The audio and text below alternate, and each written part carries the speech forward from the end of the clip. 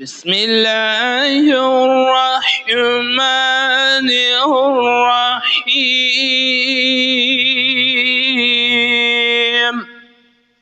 إذا جاء نصر الله والفتح ورأيت الناس يدخلون في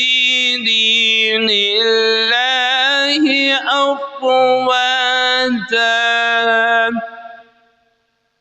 فسبح بحمد ربك واستغفره